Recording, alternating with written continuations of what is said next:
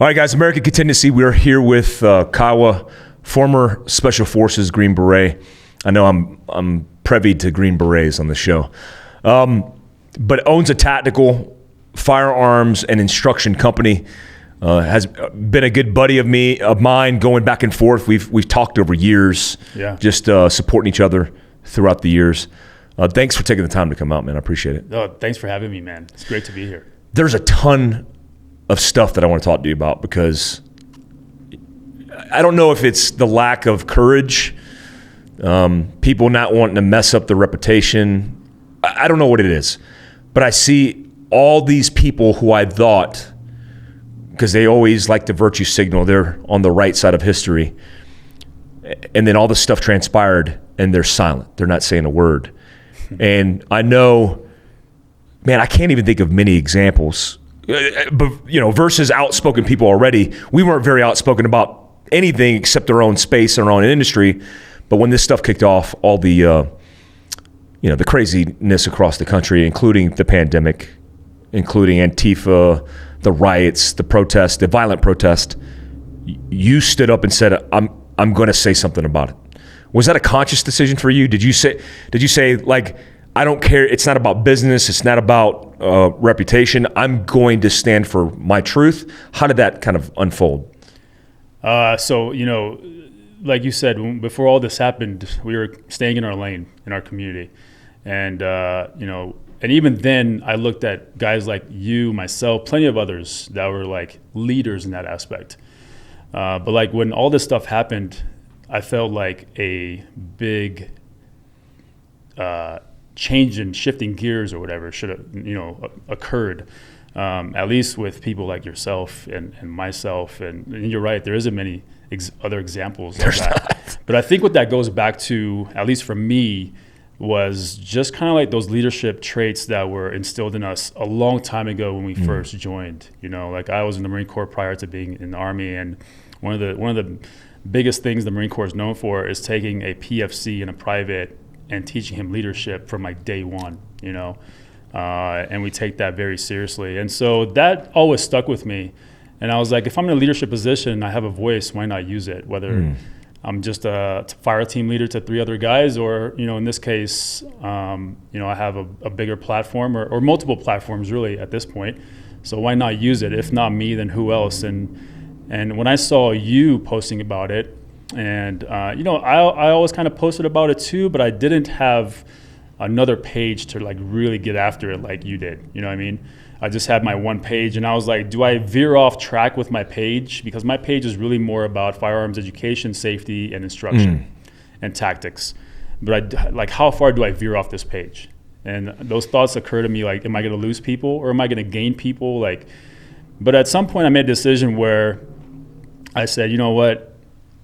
Even if it's just me and Mike in this case, or maybe like 2 other guys, like somebody has to speak up, and I'm going to catch some flack for sure. And I've caught a lot of heat from people that are like, you should stay in your lane and this and that. It's like, this is my lane. And in fact, this is your lane as well. If we talk about the core principles that are being violated, that are being addressed, the principal concerns that we're looking at, this is everybody's lane.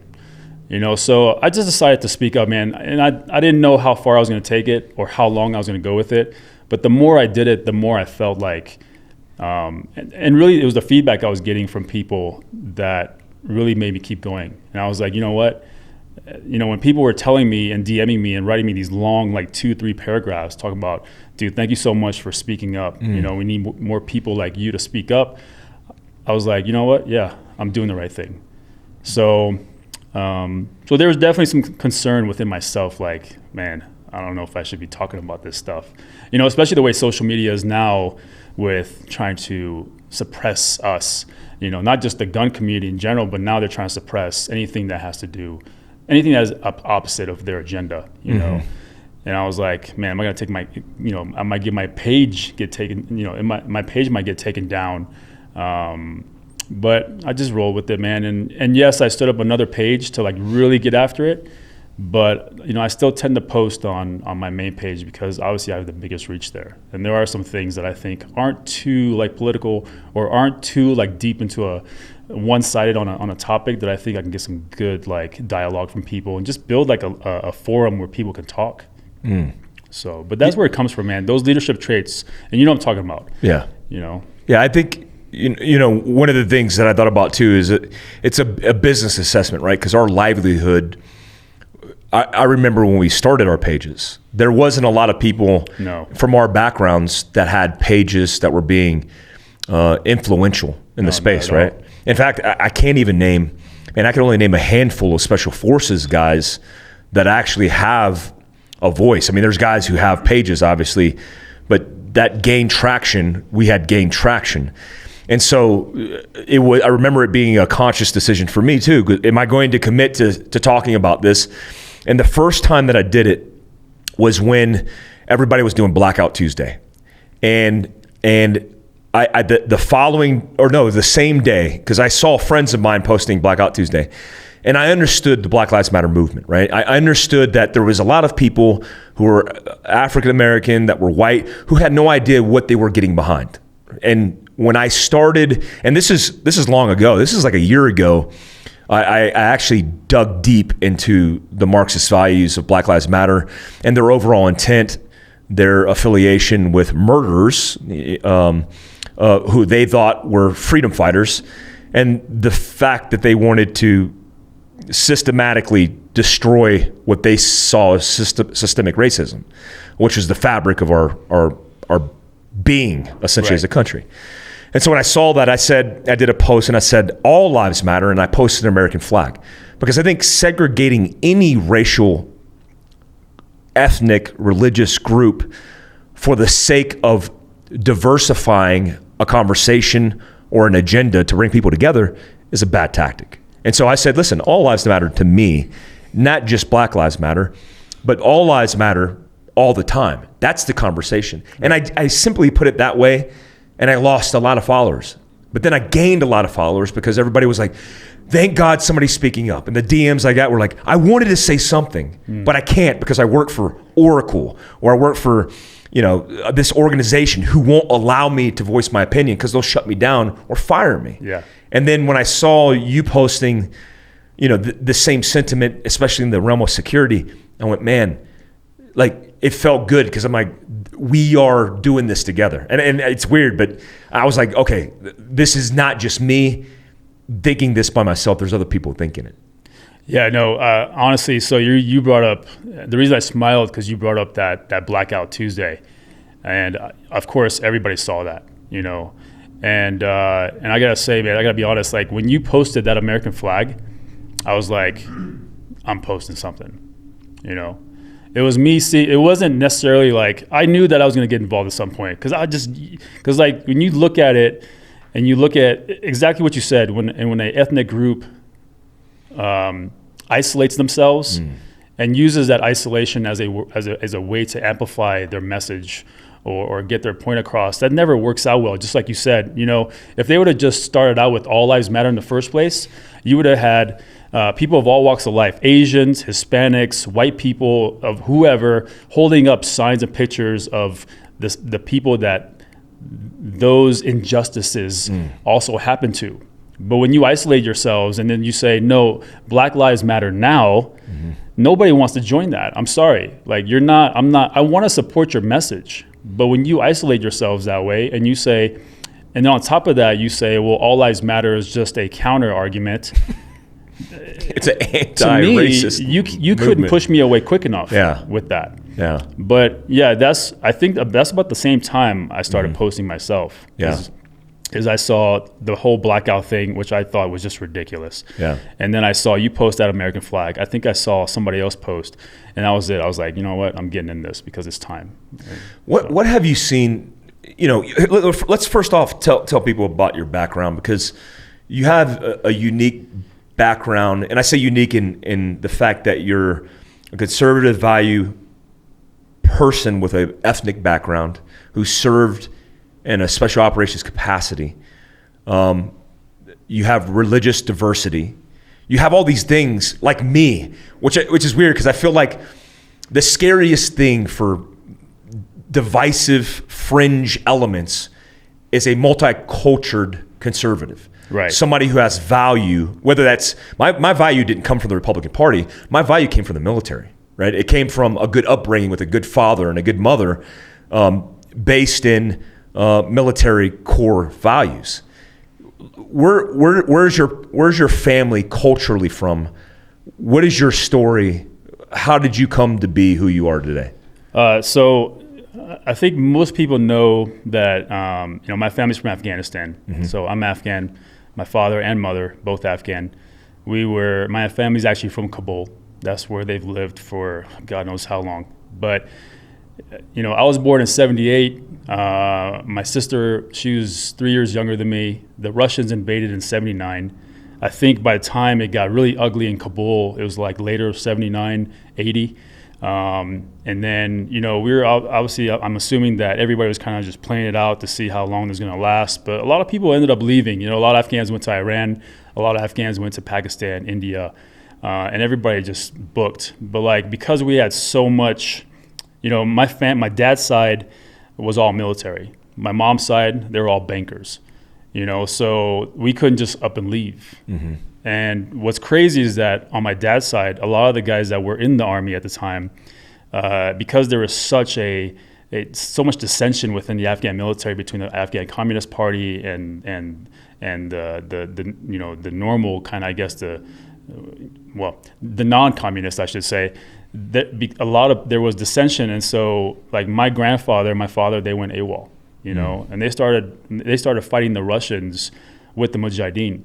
And you know who those guys are, the freedom fighters. Yeah, right? yeah. So they started fighting the Russians that way. It wasn't until my father got killed in some firefight somewhere that my family was like, you know what, we're getting the fuck out of here. Yeah. We're leaving now.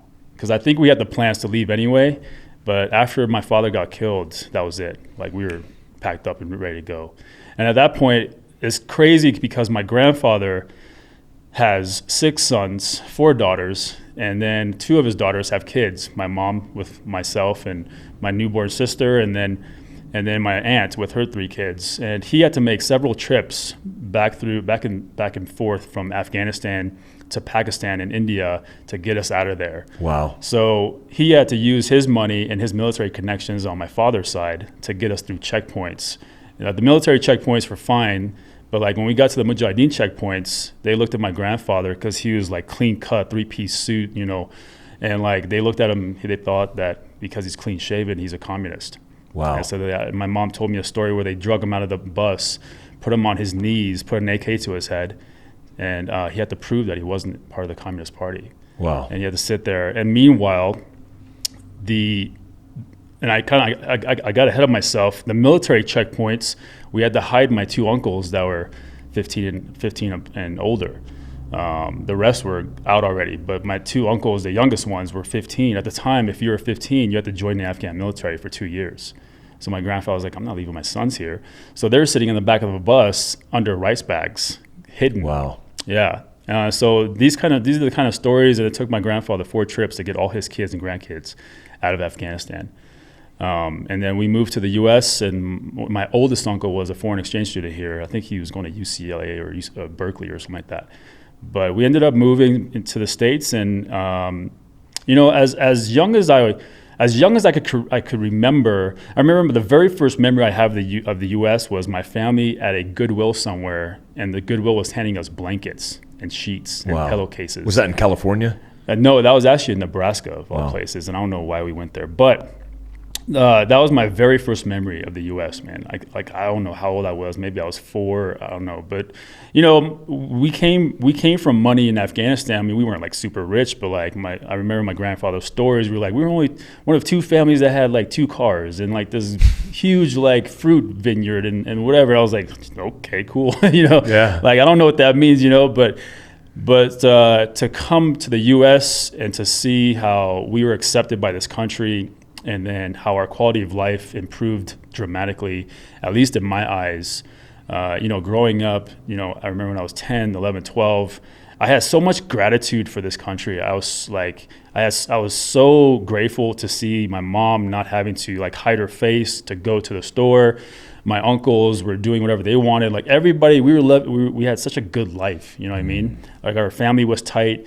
And I grew up that way, and I would always hear the stories of Afghanistan, of this and that, and like how the quality of life was good until the Russians invaded, and then, and I was just like, man, that's so insane that if I would have grew up in Afghanistan, I could have either been like a Mujahideen, I could have been the Taliban, I could have been who the fuck knows, man. I remember seeing pictures of Afghanistan in the 70s. Yeah. And people were driving convertible Mustangs. Yeah. And no women were covered. No. And it was a super progressive society. And that Afghan-Russian war blasted that whole entire country back into the Stone Ages. Yeah. I mean, Afghanistan, I have pictures of my grandfather, my mom, her hair done, makeup, short skirt, like really nice. Wow. Like it's a scene out of 1950s America. Yeah.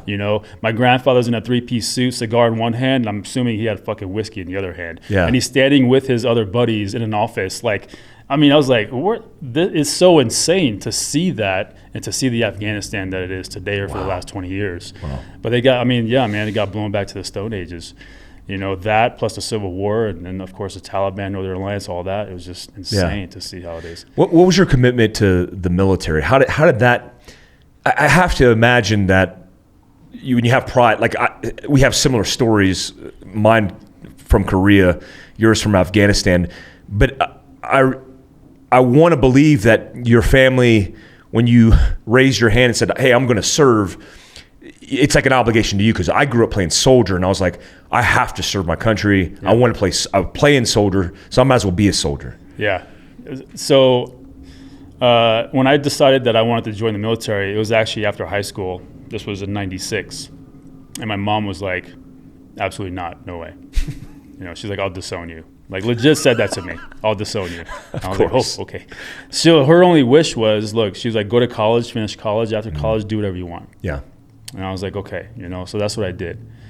But then when I got to college and, I was like, I have a business admin major, emphasis in marketing, and a minor in math. And I was like, what am I going to do with this? Like, this is not who I am, So I still had that yearning to like be in the military. My father was in the military, my grandfather, like everybody in my father's side, they're all military studs, Like my grandfather's on this, he was a full bird colonel on this horse, like battle horse, like decked out. I was like, holy crap, that's awesome.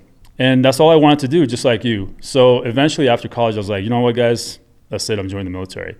And they couldn't believe it. Like they were like shocked.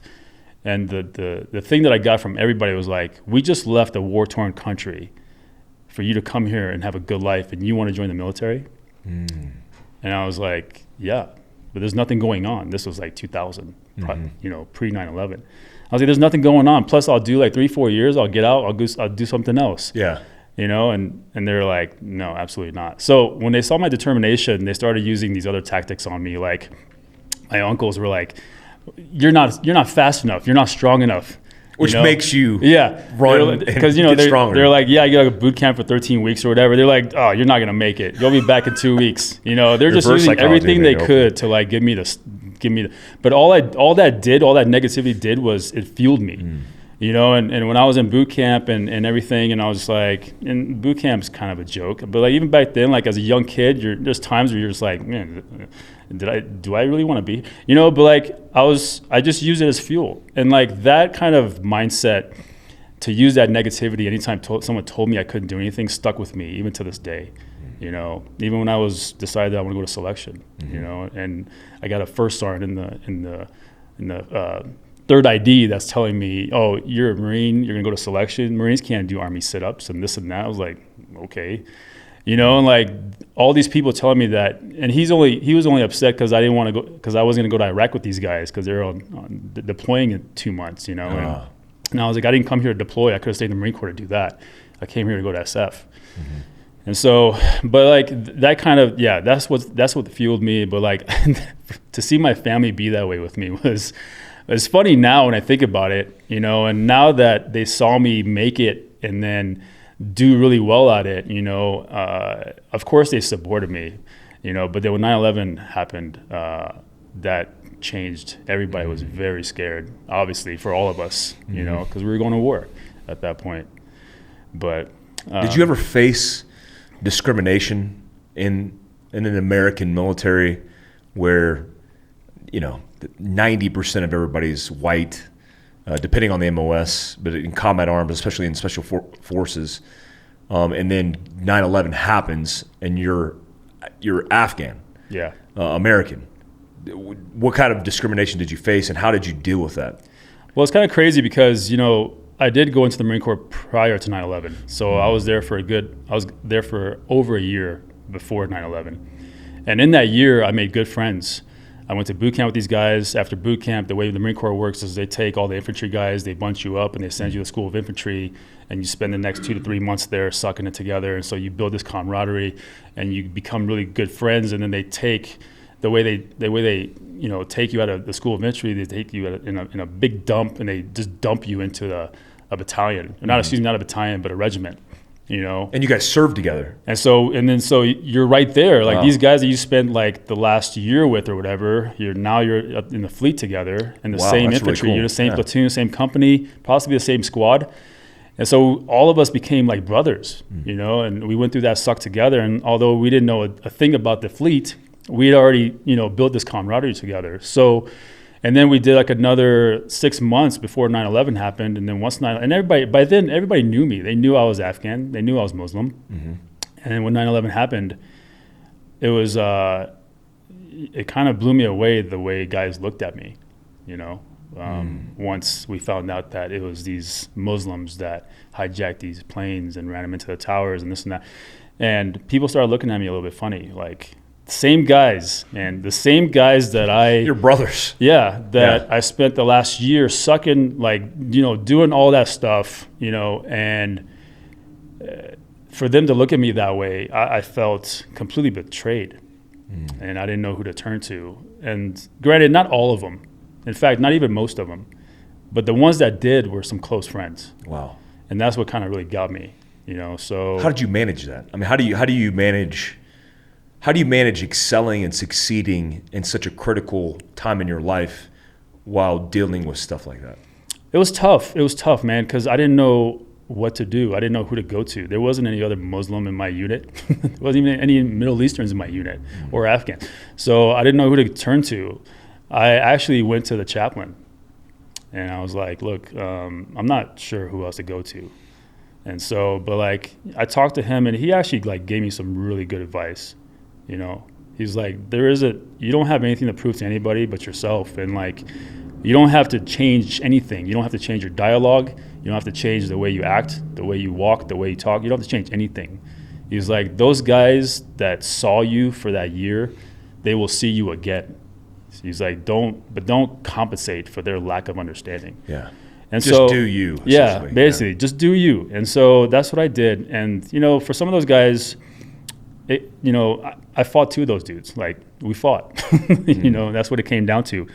But when we ended up going to the invasion of Iraq, at that point, a lot of that stuff was squashed, So there was one dude that still didn't like me. He was a good old boy from Alabama. Sorry. Even though, again, good friend of mine prior to that. But it wasn't until we went to Iraq, to the invasion of Iraq, where those things changed. It was like our first firefight when we were like literally laying next to each other, laying down fire. Wow. And after that firefight, we're all looking at each other like, holy shit, that just happened. We all popped our cherries. And after that, nothing else really mattered. Yeah, because the layers of all the biases that you've developed over your lifetime, the things that you thought mattered, when you're at a primitive state of war, where the only thing that matters is survival, then that all gets washed out. It all gets washed out because at that point you understand what it means to protect the guys to your left and right. You get it right then and there. And so, but then I went through another internal kind of battle because, I grew up Muslim, and my grandfather was like my mentor when it came to like religion, culture, and everything. And I would have questions for him all the time, like, why do we pray 5 times a day? That's ridiculous. He's like, you pray 5 times a day because it's a reminder to you. It's a discipline. It's not. That's not written in the Quran. That's not written in the hadiths of Prophet Muhammad. That's, it's a thing that we do. It's yes. He said it's man-made. Like no one's claiming that it's not, but it's a man-made rule. A long time ago, someone thought this was a good idea to keep us close to God. And he was like, and if you don't do it, fine.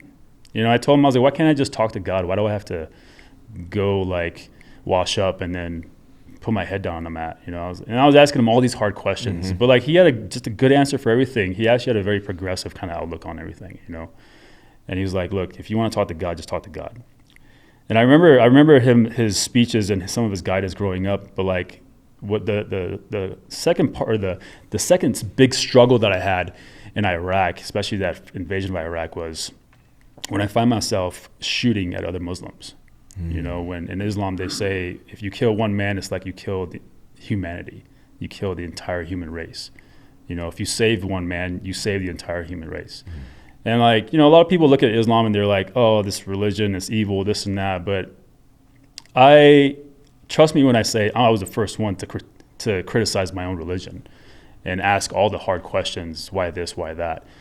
The way I got raised and the way I was taught the religion was that, and the way I analyzed my own religion is that it is in fact a peaceful religion. But just like any peaceful religion, there is a fanatical side. There is a fanatical kind of aspect to it. It can be either taken out of context, or people can take it and purposely twist it out of context for their own purposes.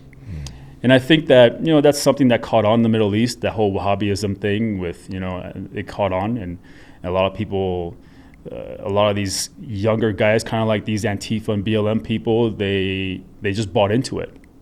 And they're like, yeah, why is a foreign invader on my land? That's a fucking infidel. And everybody just bought into it, just drunk that Kool-Aid up, man. Sorry, and I keep kind of getting away from this, but the second biggest struggle was that I was now shooting at Muslims. Like, I possibly am killing these guys.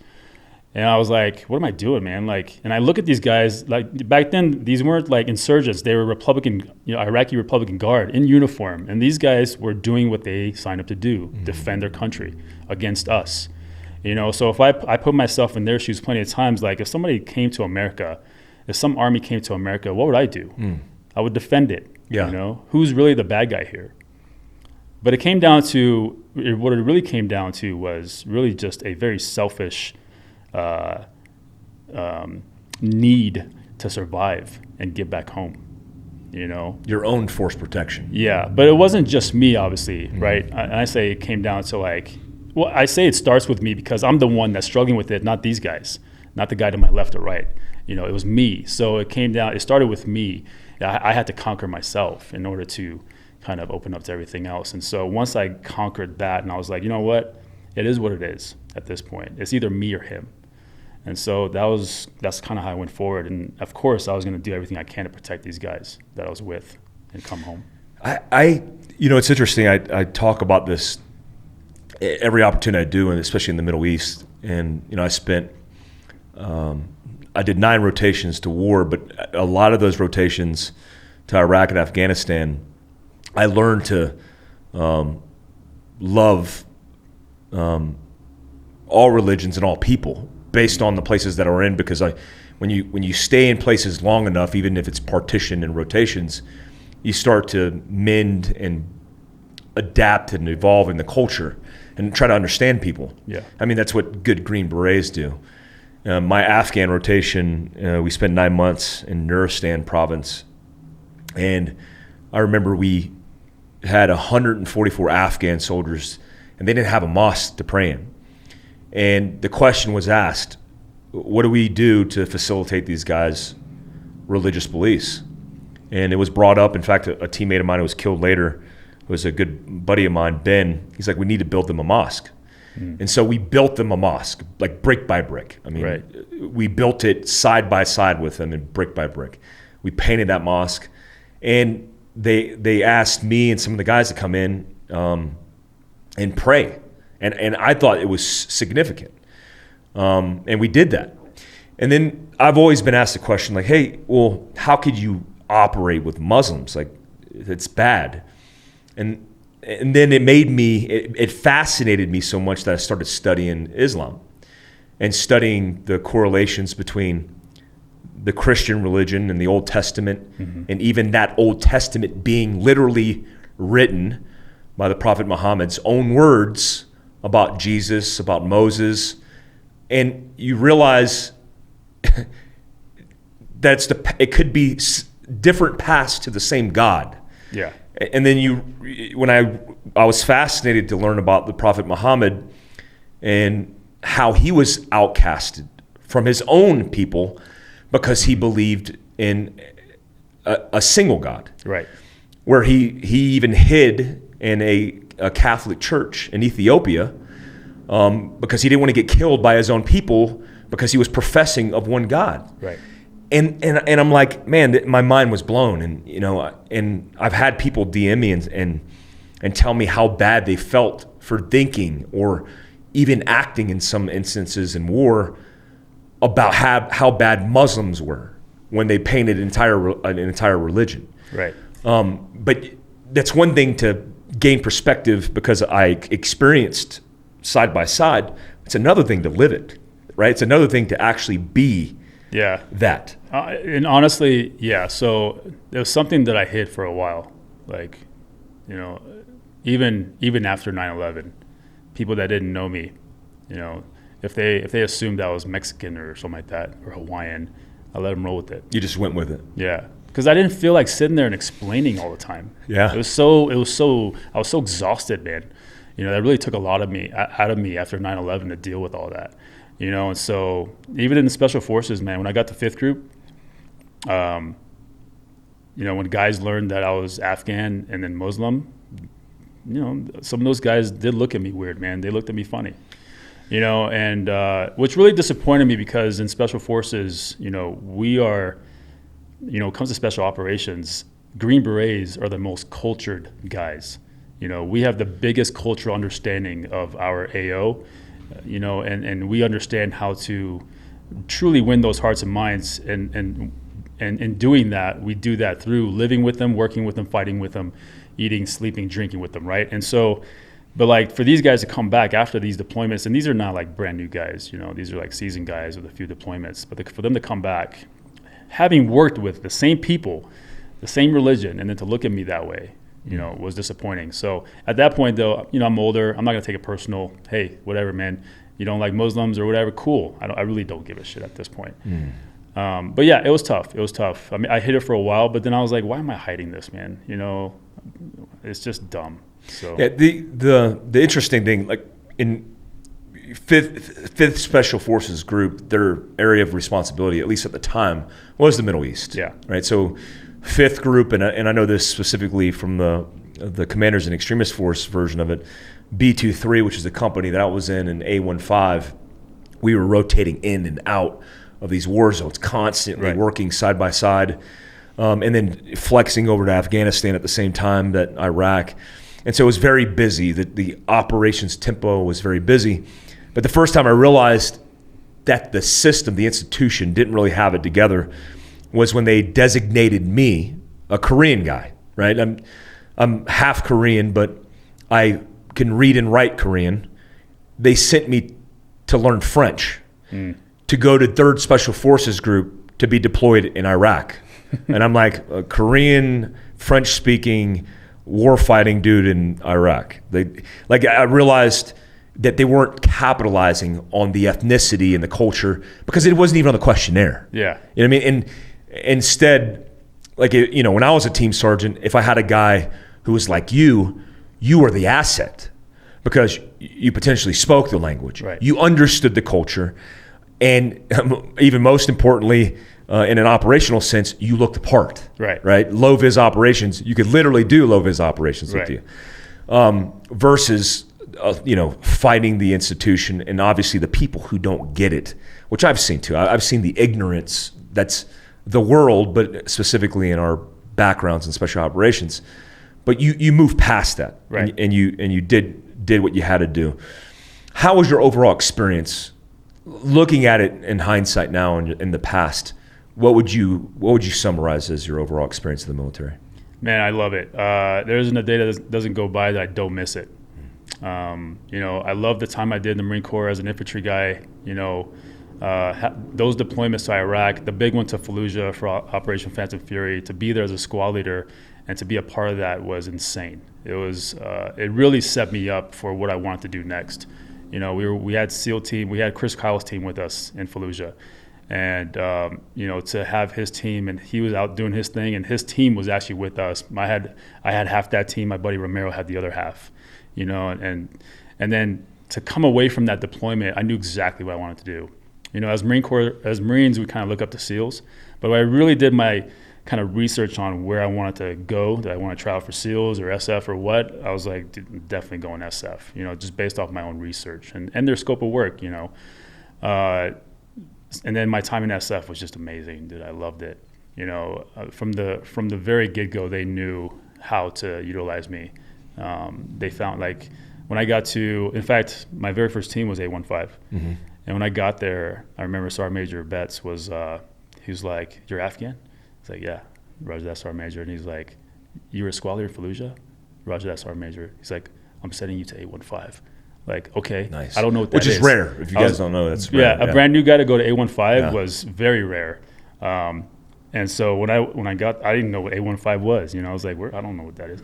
But then to do that time with them and then go to a regular team and really get to see how a regular ODA works, and then I got pushed down the human route.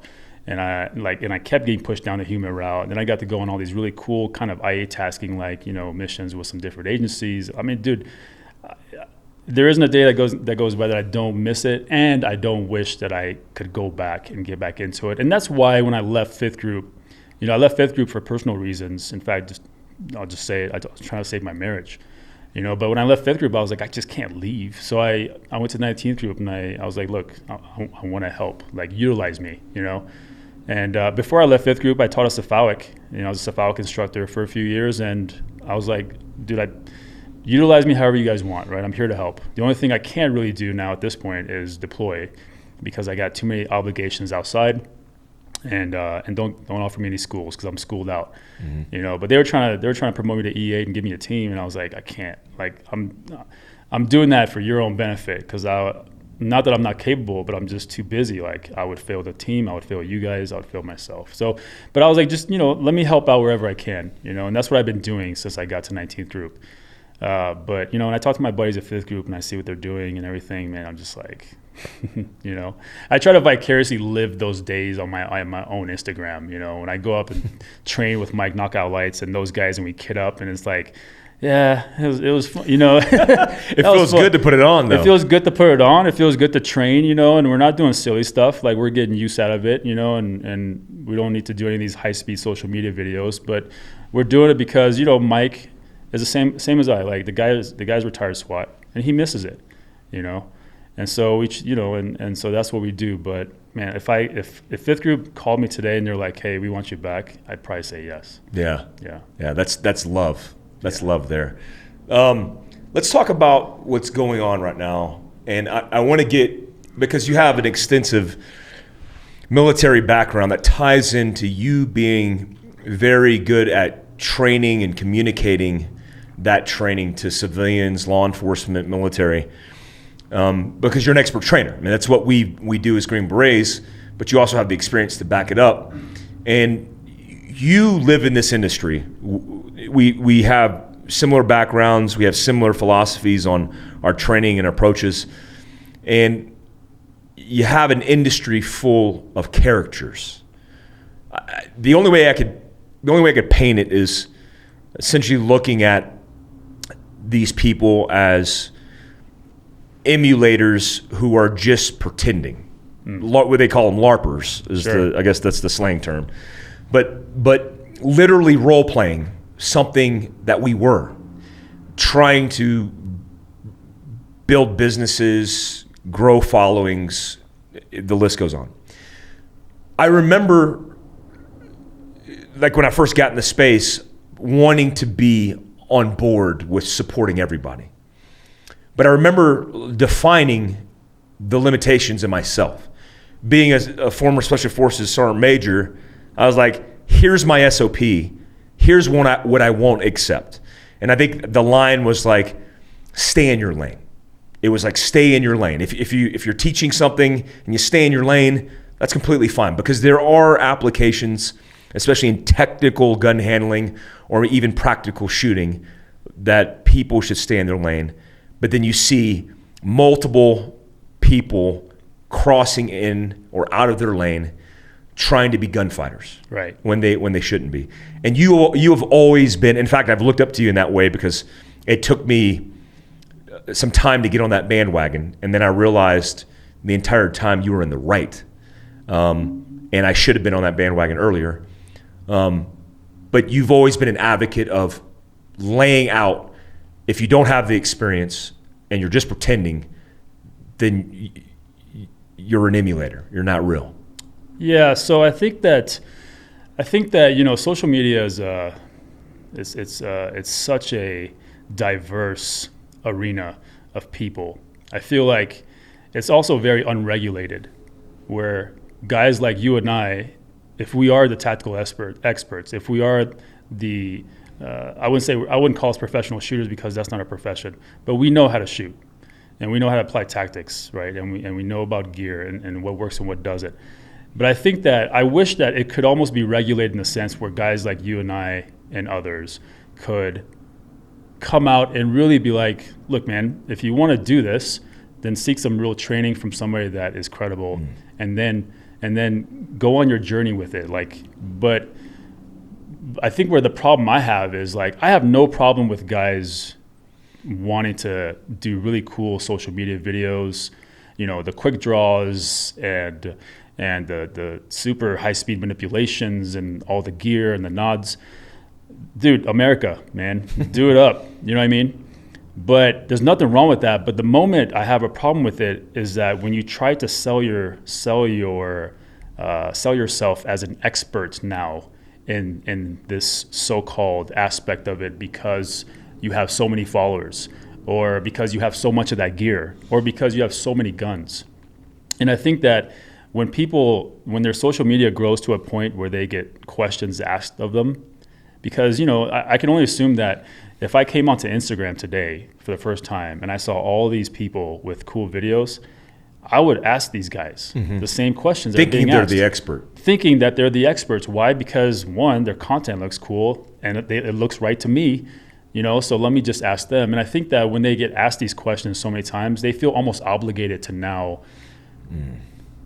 put it in a way where it's coming from them. They almost don't want to say, well, look, man, I'm just a guy that shoots. If you really want the correct answer or learn how to do this correctly, go to one of these professionals here. And it goes to their heads, man. It goes to their heads. And for some of these people that are trying to run a business as well, it's just a perception that they're trying to sell. And what it really comes down to for some of these kids is that it comes down to validation. They really want to be validated. They're doing everything they can. They're trying to leech on the people, to the experts. They're trying to befriend people. Like, hey man, let me come shoot with you. Or come to my place and shoot with me. Let's do some content together. And they're like, well, look who came to my place. You know what I mean? And look who I shot with. And that you guys should now respect me because I shot with Mike Glover. And that's what they want. They want validation, but they're never gonna get it. And guys like you and I understand why they're never going to get it. And they want it so badly from guys like you and I. But they're never going to get it. And so if you want to LARP for the rest of your life, then go ahead. If you want to sit there and say that you're the savior of the 2A community and you want to sell that perception, go ahead. If you want to pretend like you're the gun god because you're fast at something or whatever, go ahead, man. The guys that matter see right through it. Yeah. At the end of the day, I have to think that these people, because it's weird. Some of them are able-bodied, they have all the time in the world. Most of them are young. Yeah, you could literally do that. I mean, it would just require you to make a change and stop selling and start doing. Yeah, right. Yeah. But yeah, I wanted to get your perspective on that because I think it's important that, how you frame professionals, professionalize and hold sacred, especially tactics that are potentially affecting people's lives in a positive or potentially negative way with liability. Yeah. And when dudes do cartwheels and kiss guns and do that kind of stuff, I'm like, that person's never seen anybody die in combat, right? No. That person's never been in a gunfight in fear of their life. Yeah. That person's never served something bigger than themselves. I don't want to be self-serving in this context. No, but I'll say one more thing on that is I think that, I think that the level of proficiency and the level of knowledge that guys like you and I hold, we've earned that. We put our time in to earn that. We sweat, we shed sweat and blood and tears to earn that knowledge, earn that experience and that expertise. And it's just as sacred as that long tab that's on our shoulder, that special forces tab, that ranger tab. It's just that trident. It's just as special as that. That level of expertise is earned. So when you try to say that you're an expert in this, or you try to sell that perception that you're an expert, you might as well throw a long tab on your shoulder at that point and try to say that you also earned that title, because that's what you're claiming. Yeah, you're manufacturing fantasy. You're just making stuff up. Yeah, and that's what it is. I called one of these kids, I said it was like Rob Diedrich's Fantasy Factory. I was like, it's just your own little playground. But go ahead, man, do it up, So Narnia, man. You can do whatever you want in Narnia. Yeah. Have at it. Yeah. Let's transition to this Antifa BLM protest violence across the United States, because for American Contingency, it's important you guys tune in to the advice and perspective, because you have an operational sense, you have an operational mind. When you look at this taking place in our country, what's going through your head? What are you perceiving, and then what are some of your recommendations to people when looking at this kind of stuff? Well, to me, I think what really kind of blows my mind, and I still cannot grasp, is how people lack the ability or the willingness to use analytical thinking when really looking at some of these events that have sparked all this. If we're talking about people like Breonna Taylor and George Floyd, all the names blend in at this point. I forget the other kid's name. But like those type of incidents, those type of events, when you look at it, when you really take the facts into consideration and you look at it, not from the left, not from the right, not from the good guy or the bad guy, but when you look at all the data that's being presented, whether that's in video form, whether that's in audio form, or actual, facts that have been presented on some kind of sheet or document, I don't understand how you cannot understand why that happened, and I really don't understand why you feel like that, like it was anything other than unjust, or that it was premeditated, or that was the intention from the get-go. I really don't. It just blows my mind. So, I'm not going to go down a rabbit hole of what I think is like kind of driving all this, but I think that for the people on the ground, these kids just don't take the time to do that, to really look at that and study. And if you really give a shit, then just do some due diligence and look at that, and come up with your own thoughts. Don't let your friends around you persuade you. Don't let them influence you. Don't let them peer pressure you. But I think for a lot of these kids also, especially black kids at this point, I feel like they're in a bad place, because if all my buddies are black and I grew up in a black neighborhood and all of them are supporting BLM, and I'm the one that's critically thinking, analytically thinking, and I'm like, hey, hang on a second, guys, this doesn't make sense. I can only imagine how those other kids would treat him. So at that point, it's peer pressure. He's almost forced. And you see how some of these black conservatives on TV, some of the more known black conservatives, the Hodge twins, the Candace Owens, the Black Hulk, like all these guys like Officer Tatum, all these people that are actually using analytical thinking, and they're like, hang on, you see the way they're being looked at and treated by the black community, or even the white community at this point, because BLM is just, we don't know, BLM is what it should have been in the very first place. Everybody together, but so it's kind of hard for me. I think those are the two big things: a lack of that kind of analytical thinking and outlook, and also the peer pressure from their own communities, like even celebrities. I just talked to my cousin Jay about this, and he's in Hollywood. He's an actor, and he's in a tough spot because. And I'm not going to dime him out right now, but like he feels a certain way. He feels a certain way about certain things, but he's afraid that if he speaks up, that a lot of his community, acting community, is going to look at him like, "Oh, you're a traitor. How can you feel that way?" You know, that's a whole industry. I just saw The Rock came out supporting Biden, and he caught. Man, I couldn't believe. I think there's 100,000 plus comments of people just going, "What?"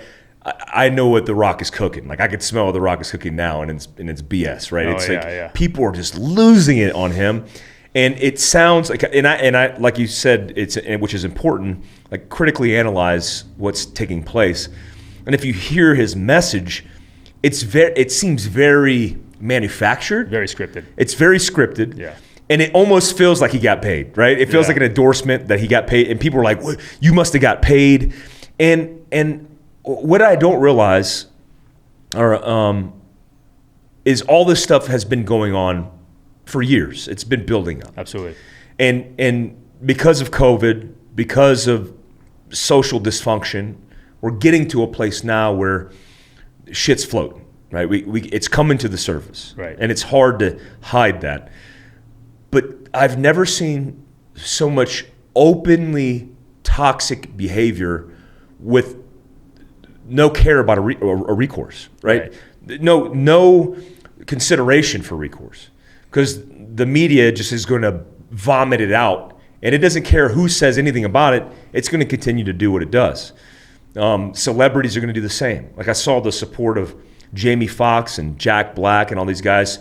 You know, they're like, yeah, you know, thumbs up emoji, yeah, support Biden. Right. I'm like, really, guys? Yeah.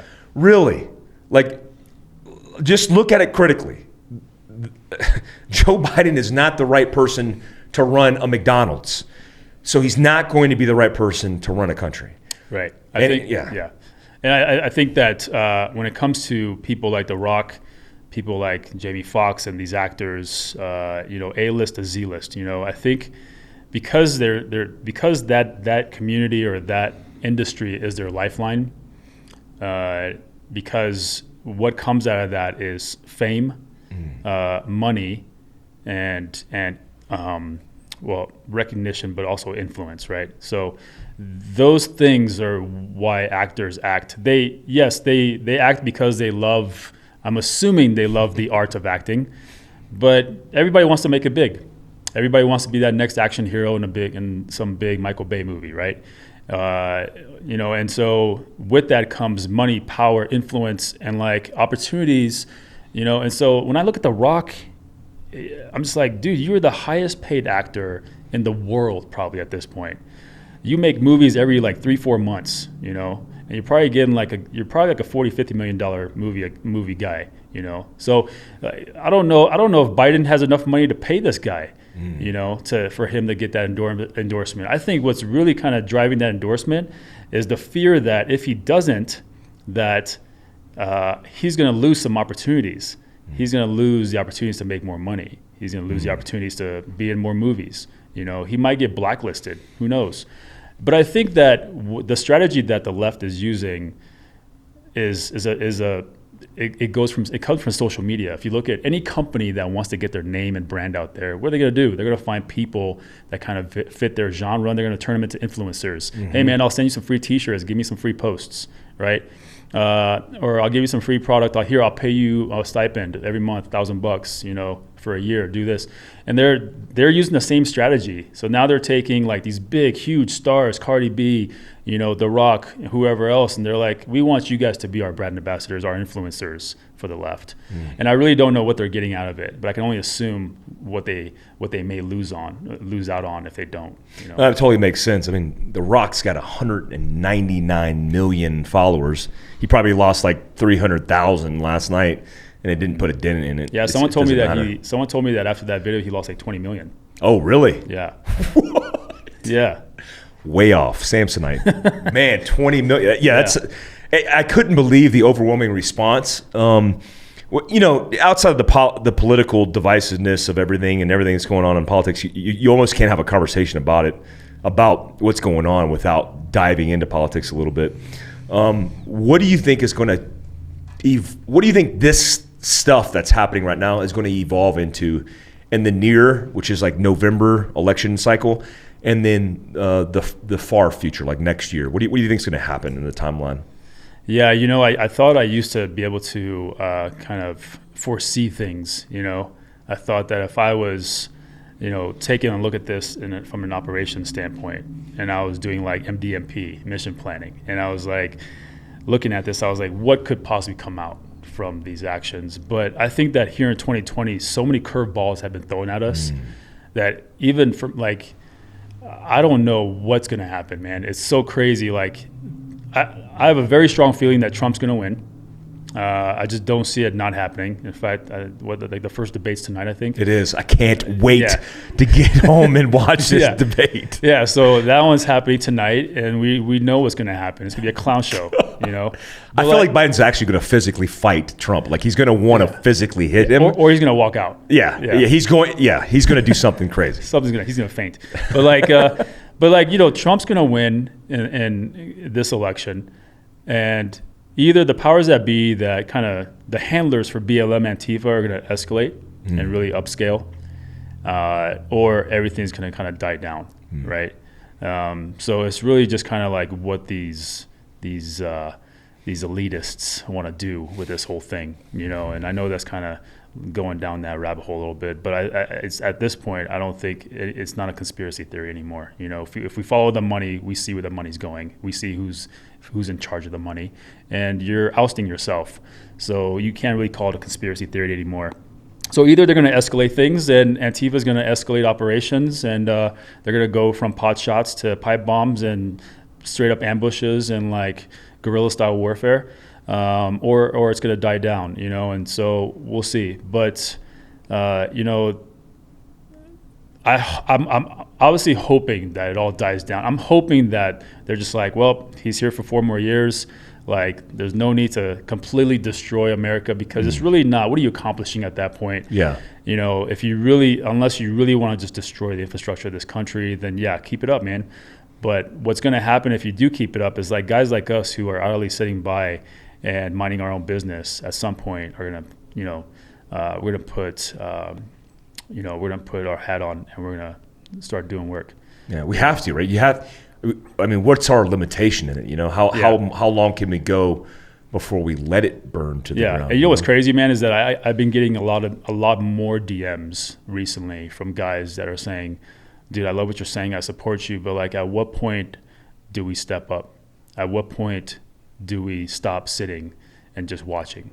Like, how much has to get destroyed? How many people have to die, before we actually stand up and say enough is enough? And it's so hard for me to answer that question. Yeah. I don't even know. Like, I don't want to sit here and tell this guy, like, no, man, like, get your kid ready and stuff like that. Yeah. But at the same time, the lifestyle that we live is a lifestyle of preparedness. We've always prepared for the worst and hope for the best. And so I just hope that things go back to normal once Trump is back in office, or wins this next election, and America goes back to what it was, man. But if you look at the tradition, if you look at the trend in history, just in the last 10, 15, 20 years, that's not the way it's probably going to go. Yeah, it's looking not good. No, it's not looking good. What would you do for, like, pro tips and recommendations for people who are just normal people who are like watching this and they're like, what do I do? What can I do to get better prepared? What can I do right now to make a difference, to make a change, to get ready? Is there anything that you would offer in advice, like literal advice, and maybe anything in mindset? Or I love talking about this stuff, man. This lifestyle, I love this lifestyle, like just being prepared, Obviously, it starts with mindset, when I put mindset changes everything on one of my T-shirts, like, I meant that, like, it's your mindset that changes everything in your life. So like, it does start with mindset. That's one of your T-shirts says that? Yeah. I need to get one of them. Yeah, okay. Mindset changes everything. Yeah. That's awesome. Yeah. So, but I'll get you one of those for sure, man. But I think obviously it starts with mindset, because the mind drives the body. And so I think that, and then off that obviously is one, just basic situational awareness, because we never know when this crazy stuff happens. We don't, like, it just pops off wherever now, and so just your own situational awareness, just understanding your surroundings, your pattern of life, your 5s and 25s, like, but also passing that on to your family. Like, I tell people, do you have a plan for if somebody breaks in your house during the day? What's the plan? You know, what if you're home with your family? What's the plan? What if it's just your wife? What's the plan? Do you have a plan for your family if somebody breaks your house or breaks your door down at night? You know, what's your primary, what's your alternate, contingency, emergency? Like, do you have a pace plan for that? You know, I mean, we can get into the weeds on all that, but your own situational awareness is your own safety comes first. And then obviously if you're a father and a mother, the safety of your children, you know, maybe the safety of your coworkers at your workplace, understanding the culture of an environment, so that when you understand the culture of an environment, you understand the abnormalities within that environment. You know, and those abnormalities usually are threat indicators or what potentially could be a threat indicator.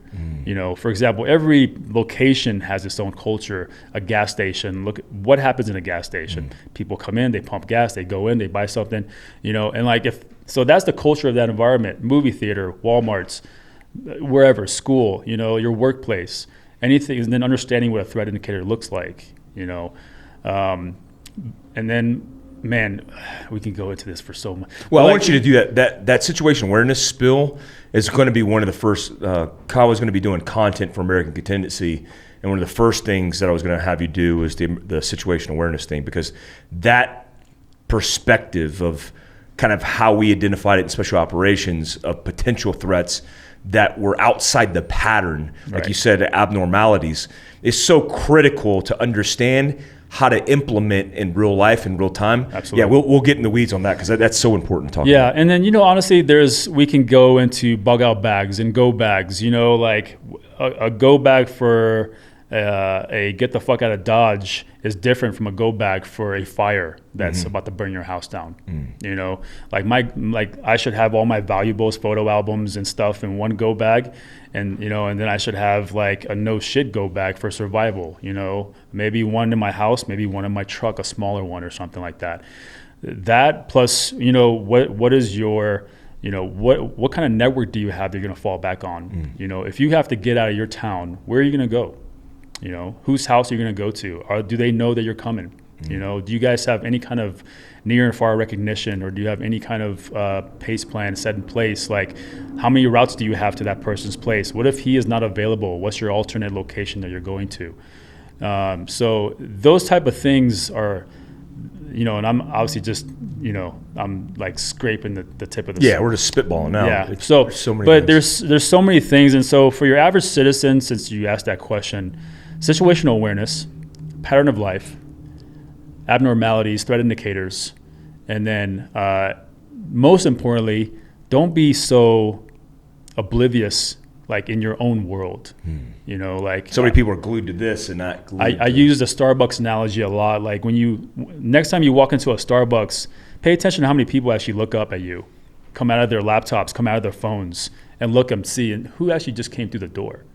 Because I guarantee about 3/4 of them will not look up at you. So if I came through that door with a machete, three-quarters of those people have no idea, you know? Yeah. And so that's really like the hindrance of today's world with electronics, is that we're glued to our phones, we're glued to our laptops, we're glued to our computers, but we're also so involved with sometimes with conversation within ourselves that we are now oblivious to what's happening. You know, like if you and I are sitting at a table at a restaurant, and we're so like we're having such a great conversation that we're just like everything else around us is a blur. You know, or like you're so busy with your kids because they're such little turds that they're just like taking up your time and all of your attention span, and all of a sudden you become a soft target because now you lost spatial awareness or situational awareness.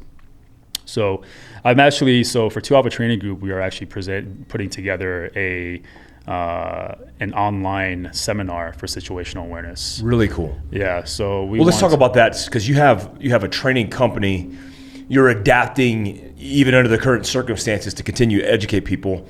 What are some of the things that you're doing training wise, and what are kind of the links where people could go to be able to find that kind of stuff? Sure. Yeah. Thank you. So, 2 Alpha Training Group is my firearms and tactics company, if you want to call it that. And we do teach an array of curriculum. I mean, you know, most of the curriculum that I teach with 2 Alpha Training Group really comes from my time at Cephalic, And so what's the point of reinventing the wheel?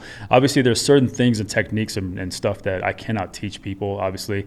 And so, but I find a way to take the principles out of that and apply them and kind of tweak them. And so but we teach everything from pistol. When I say like pistol fundamentals, it's like, this is a special operations level pistol fundamentals, not your local NRA instructor, so.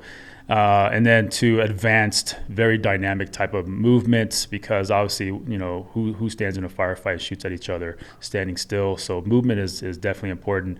Low light, we just did a 2-day low light pistol class at California Tactical Academy. Those are always fun. People always love those because they don't know how the fight changes when all of a sudden they have to use a handheld or a weapons mounted light, you know, and like light projection and the different types of lights and how many lumens is too many lumens, But and then lately, the last year, I've been really focusing on putting together a CQB curriculum, not just for 2 to 4 men, but we also have a lone operator, like 1-man CQB course. Really cool. And so we thought that would be something that would be valuable to people who train together. If you and I trained all the time together and we went to this 2 to 4 man class, God forbid we have to find ourselves in that situation, but at least we know how to operate as 2 people, and clearing structures and stuff like that. And we decided to, same thing with lone operator, 1-man CQB, and then we also throw in some tactical scenarios, active shooter, tactical egress, and some other ones. And the reason that's been so successful is because we took live fire out of it and we went to airsoft. Smart, and reduce liability, but increase training.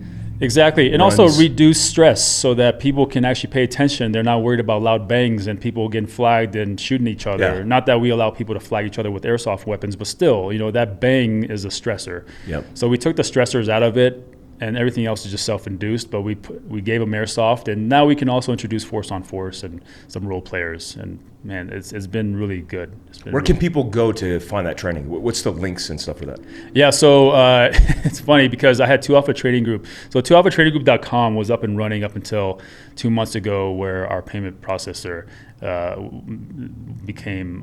was very anti-gun and 2A, and they shut us down. Oh, wow. So we just got another payment processor who's actually very pro 2A. Yeah. So the site will be back up. But even now, you can go onto 2alphatraininggroup.com and sign up for the newsletter. And so when it's up, you'll see the newsletter, hey, we're up and live, and then all the courses will be on there. For now, we're utilizing our social media platforms, 2 Alpha Training Group Instagram, my Instagram, Kawa _M _official. And we make them a post, or we put them in the caption, and that's where you can find the schedule. So apologies for that, but yeah, we're teaching a lot, man. Just like you guys, we're all over the country. In fact, next weekend I'm going to Miami to do a 2 to 4 man CQB course out there at Tradecraft. The next month I'll be at Sawmill, where you really guys cool, were. man. That's a great range. Yeah. So we're doing a lone operator out there. Awesome, man. Well, I want you guys to look forward to the opportunities that Kawa's allowed us to access, because he's going to be providing content for you guys. Specifically, I think we'll start out with situational awareness. But he flew in here just to have the opportunity to talk to you guys and engage with you guys. And, when we talk about American Contingency and everything it's about, it's not the Mike Glover show. In fact, I always want you guys to look at me as being the conduit and the access to guys like him who are subject matter experts, who offer the training solutions, who offer the right advice and the right solutions, versus this is just my show.